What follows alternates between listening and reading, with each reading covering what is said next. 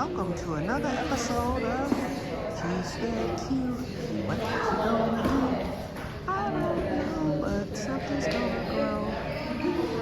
Hello, you guys, and welcome to another episode of Que-stead-Que. Okay, I just got permission to record the workshop. The battery may go down. I'm at 100% now, but we'll see. We do have a full house today, and I'm trying to keep it aimed on the herb and flower table. But I am going to put the camera actually on our two hosts. So here we go. We're getting ready to get started.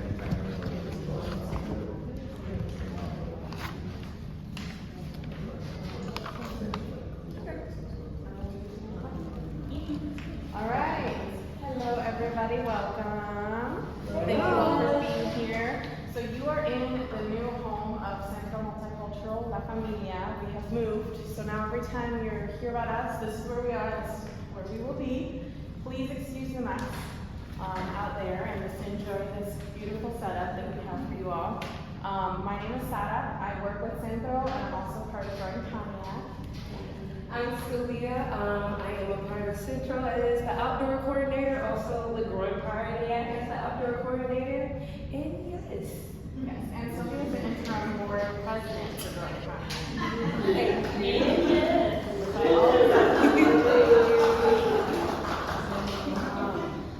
So today we're talking about flowers and herbs, how to dry them, what to do with them. We will have a really nice make and take for you all at the end.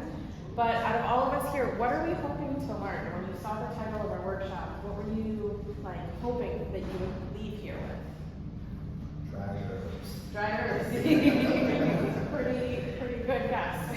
What else? Like the different sanitation levels for like if you're gonna consume it or if you're gonna do something else.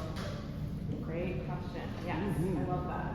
Well, we'll talk a little bit about all of it. I think everybody has a worksheet. And so what we want to do is kind of go through basically the basic lessons of how to dry herbs, what herbs are great for drying, the different methods of drying, how to store them. There are so many things that go into how to take care of, and maybe we'll have some guests trickle in. But how to take care of, maintain, preserve, enjoy herbs. I say use for self-care. I say spiritual uses, and also consumption. Yeah, and then I know some of you have been to some of our workshops before where we do herbal infusions, where we talk about how to make salads, where we talk about how to make lotions. Sylvia has a really great class about infused hair oils for hair care. I also use infused oils inside my soaps. So this is like step one of the process to making all of those really good homemade items. So that's what we're going to see this as. I know we're kind of going in reverse because we've done some pretty advanced classes, but this is step one. Step one is gathering the herbs and flowers and learning how to dry them. I think maybe I saw you, Annie. Any question? No? Okay, awesome. So,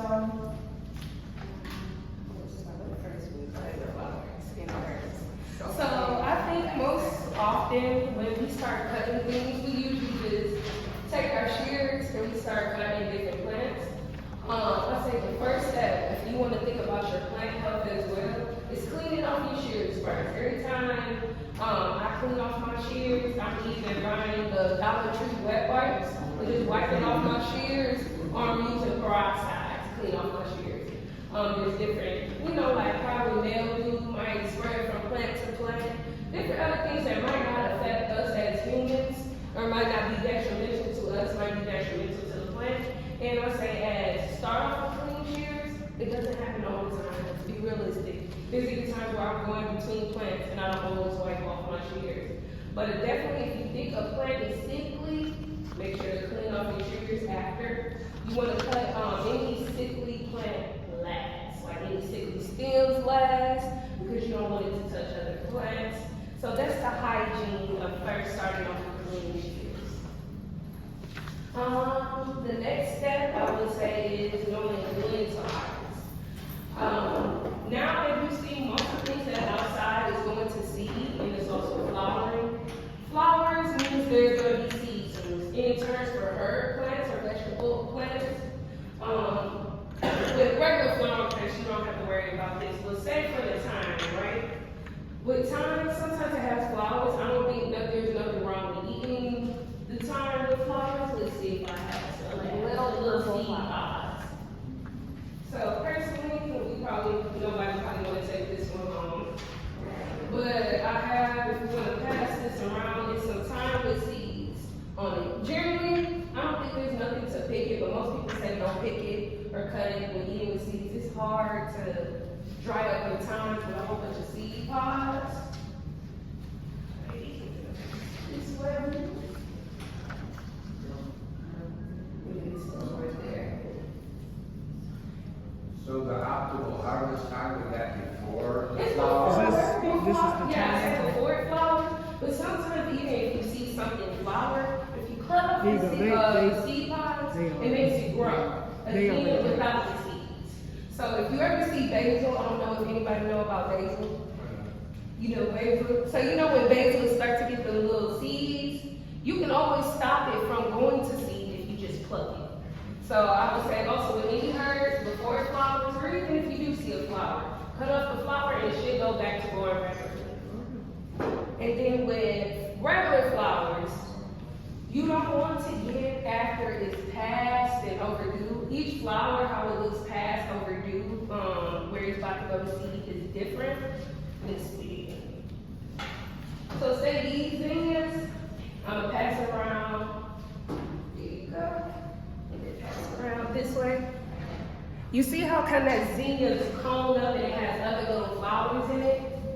That's what means that it's getting real close, ready to go into seed. I don't think there's nothing wrong with still drying it, but if you want to put those necessarily in a vase, that might be past due time. But I say if you want to do for decorative, those are fine purposes. So you, Yes. And you wouldn't some, want to, you wouldn't want to dry that one. I'll say you can still dry it, but I'm saying if you want to put it in a vase, if you want to put it in a vase, it's not, it's on whip, so if you put it in a vase with water. exactly. So depending on your use, like whether you want to keep the seeds to grow them again the next season, you can easily dry them and just keep those because those are really easy to seed then in the next season. But if you want like a really beautiful bouquet of water in a vase on your table and you want it to last a couple days, those are not the ideal and likely will to fall over because they weigh too much because they're ready to seed. So I'll say this one is a great one. You don't have the tiny flowers on it. It's just kind of just bloom. You kind of want to get a flower when it just blooms. With that one, Mhm. or will this produce seeds? It won't produce seed yet. You have to wait till it get a little bit old and then it dries. So, and you cut it too early like that, it's too early for seeds. Yeah, it's too early for seeds at the moment. It's a little not good to put in a vase at the moment, but too early for the seeds. I say anytime you are waiting for seeds, you want to wait for it to get crispy. Okay. Yeah, and all of this land. So then a really good example of that is like with marigolds here. So this is the marigold fresh cut today. If we dry this, it turns into this little baby. Oh my God. So this is all dry, and then what I do is, so one, they look really nice. I like to string them up in garlands when they're dry. You can also string them up to let them dry. But then when you're ready to seed them, these are all the seeds. So you just take the flower, the petals off, and these all become seeds. So this is what you would plant in a really shallow piece of soil in the next season. And I can pass Thank these you. around too. So that's the marigold that you got, eh? Different seeds, flowers, different plants kind of flower differently. But yeah, that's the way how marigolds come together. Here you go, So Sylvia. aren't they self-seeding? If you just let them go through the cycle and I was asking the gardener, I think, she said, no, none of these self-seeding are growing out like that. Thank you. Here you go. A lot of things, I have my zinnias growing in the crack of my patio. I let It's them been go rough. all till they wilted and died. And they fell, and I just let them stay there, and then they reseeded themselves. Yep, we have zinnias growing in random cracks around. So the next step, yeah, we still doing that right there. The next step is me personally, I say it's up to you. Some people like picking their fresh herbs and don't like washing them. Some people do. Me personally, after I cut my herbs, after my clean shears, put them in a bucket. I usually wash them. I strain them either with a strainer or I grab them by a bundle and I go outside and just go like this. And then after I'm done swinging my wet herbs, I bought this from Dollar Tree. It's a drying mat. And I put my herbs on this drying mat until I'm ready to bundle them up. So I say with flowers, if you're gonna know you're gonna use them for decoration, there's no point in using them. I say when I'm using some of my skincare herbs, flowers like lavender, I don't wash. Sometimes I do wash, but I use for my skin. I'm not too worried if I need to wash the herbs, especially if the herbs I know have not been laid on the ground. If I am using it for consumption, I will wash the herbs a little bit more. But sometimes I will eat I don't know if anyone heard of an edible flower called nasturtium. I eat it off the flower and don't wash it. I'm gonna be nice. So yeah. Oh yes. No, honestly. Oh okay. Nasturtium is really good. I'll add to that too. Sometimes when you're infusing things in oils, what I do is I actually don't like to wash the herbs. This is a jar of spruce tips. If anyone's familiar, usually climate change makes things a little weird to predict. But a couple months ago, I picked some spruce tips and I put them in this jar of olive oil. And so I didn't wash them because I know that what I'm going to do with this is strain it and boil that oil into a salve. So I'm not worried about consuming something weird or there being little buggies in here. I'm not worried about any of that because I know the purpose of this herb. I know the purpose of what this is going to do for me. Which is just like what Sylvia was saying of like, if you're going to eat it, you wash it. Obviously make your own adult decisions on what you want to consume. But please wash it. Yes. Or drink some water. Be good to yourself. I just pass this around to you. So that's kind of like with the foraging, it's suggested I would take things more than 12 inches out because then that's less susceptible to the viruses and the bacteria and the critters. So let's say you're plucking in the clean zone. Yeah, that's what like any of my lavender roseberry, I get the ones that's up in the air and that's not touching the ground. Now, if I do pick some lavender that is on the base of my plant, I'm more than likely will wash it. But 9 times out of 10, I'm using it for hair oil, so I don't really, matter as much to me. Like you said, the end use is really the important part. Yeah, We eat it, better keep it good. Like I wash my, one thing I always do, I always wash my sage, I always wash my thyme, I wash my parsley, and I also wash my mint. So after that, after you have washed your herbs or decided not to wash your herbs, we are going into the different methods. Okay. So I say my favorite method, or I feel like the most common method, is dry hanging. Dry hanging herbs.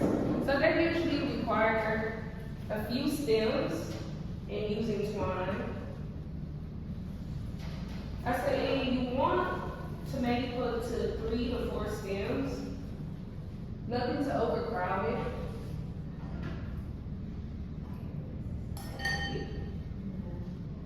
And then what you want to make sure you're doing too is like, just like what Sylvia's doing, is they're grabbing it by the stems. If you have any leaves that are hanging over, you're going to want to go and remove those leaves because what they'll do is with that twine around it, they'll start to mold and wilt because they can't breathe. So you want to just get the twine around just the stems and you're going to kind of hang it just like this.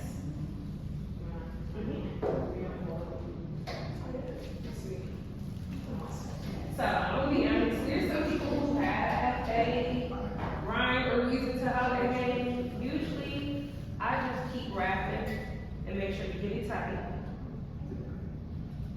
What plant is that? Borage? That is sage. Oh, sage. Wait a minute. I can smell it through the mask. I should know. Okay. And to give myself a loop, I'm gonna tie it on me. Here you go. The sage. Yes. My grandmother hung all my herbs on the wall for me yesterday, and I appreciate it. So I said make sure to tie it at the base, and then tie it to make sure you have a loop. Because you can hang it on, what I'm thinking, a safety pin or the thumbtacks. A clothespin. My mom used a paper clip, and she paper clipped the yarn onto another string that was just placed on a wall horizontally. It was pretty cool, and I can share a picture of that later. And you can dry hang plants in a couple different locations. You can put it in a cool, dark location like a basement, or some people in their basements have like those old places with the doors where you can store jars, things like that. What are those called? Cellars.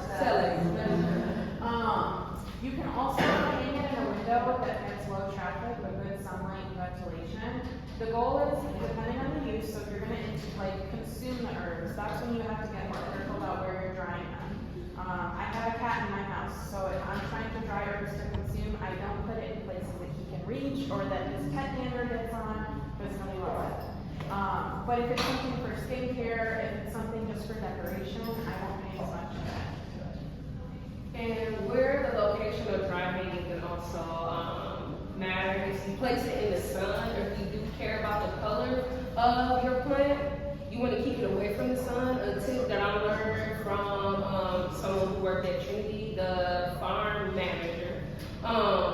They told me to put it in a cupboard. If you have it in your kitchen, I say put it in the cupboard. You want to make sure that you keep it in where ventilated areas, not somewhere that's moisture. Like you don't want to put it in the bathroom if you're trying to dry it out, initially dry it out. I know some people use eucalyptus, Lord have mercy, eucalyptus, and like, but that's after it's already dried in the shower. But while you're drying, you want to make sure it's in a cool area. I live on, my room is on the second floor. I'm not drying herbs in my room. It's too hot and humid in there. So you want to think about that as well. Can it be against the wall though? You said hanging, swinging across something, can it be against the wall? I think generally I have put stuff dry against the wall and it's fine. But if you do want to watch and be careful, if you think it is going to grow old, try to flip it around every so often. I say every 3 days, try to flip it around. And I usually, dry hanging, I would say usually take up to 2 weeks. I'm going to be honest, I wait a whole month to make sure my stuff is dry. Some people, I usually let my stuff dry hang for like a whole year before I use it. So yeah, I say generally wait 2 weeks. Me personally, I wait a whole month. And that's how long dry hanging usually takes. And that's where storage comes in, which we'll talk about too. Any questions about dry hanging? The twine, does it have to be something particular, or can it be like cotton yarn? It can be any string. Okay. Yeah. That's huge. I don't agree with it. We use twine because this is like the aesthetic. Farmers love twine, right? But no, you can use yarn, you can use a cotton thread. I have used sewing thread before. I've used fishing line before. So as long as you're keeping it rotated and it's not getting moldy and you're watching it, you should be okay. Is rubber bands good? I'm gonna be honest. I think rubber bands, I have never used. I'm trying to think about Chelsea and her husband farm. The thing I think why we don't use rubber bands, or why I don't use rubber bands, is that because they're made of rubber, they cause the plant to sweat and they bruise the stem. So it doesn't stay as strong. And so with rubber bands, you have to keep tying it tighter and tighter and tighter. It doesn't hold as well as like a thread. But I don't know if it's like completely off limits. I've never seen it. I feel like I see people hang, like not hanging past something rubber band, but it was like garlic. It wasn't like a herb. Yeah. Yeah, it was like, I yeah, it was will like tell you approach something important happens, you guys. dry